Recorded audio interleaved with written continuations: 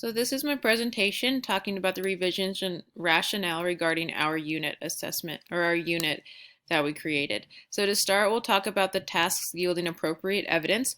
So the tasks that students used provided appropriate evidence in regards to understanding cause and effect. We had different kinds of tasks that the students were involved in. They did group activities where they practiced and saw examples of cause and effect.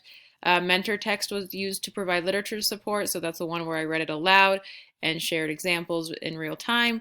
And then we also had technology integration. So we had a point where students were using their computers to integrate the cause and effect examples using Jamboard. So they got to work as a group and individually using technology.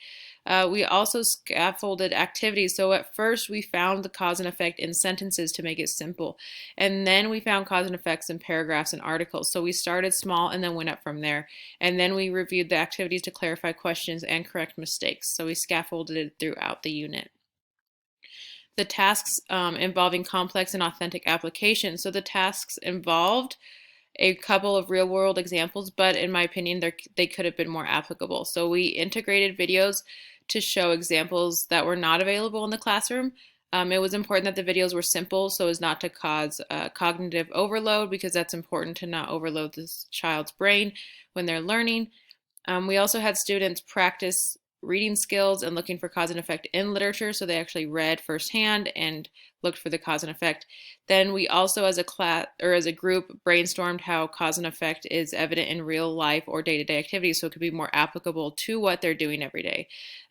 In order to improve the tasks, I feel as though it would be helpful to implement a hands-on activity like an experiment, a science experiment, or issue where they had to solve, or some kind of challenge to allow them to see cause and effect firsthand and see how cause and effect is present in their day-to-day lives.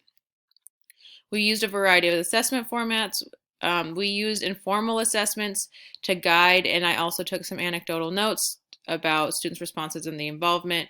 One assessment was used to see the mastery of the initial goal, which was cause and effect in sentences, and the second assessment was used to assess the mastery of the second goal, where we use cause and effect within different texts. So the anecdotal notes provided me with feedback regarding involvement, engagement, and ideas for the future.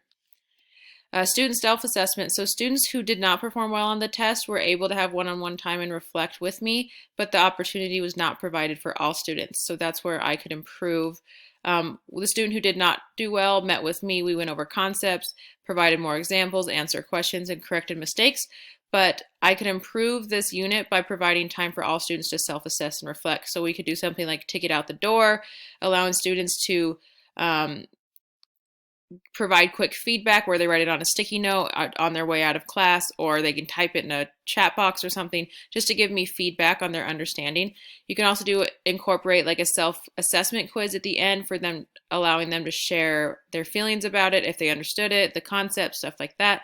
Or I could also just provide like a quick couple-minute discussion at the end of class, asking questions and allowing students time to reflect and talk with each other. And here are my references. Thank you for listening.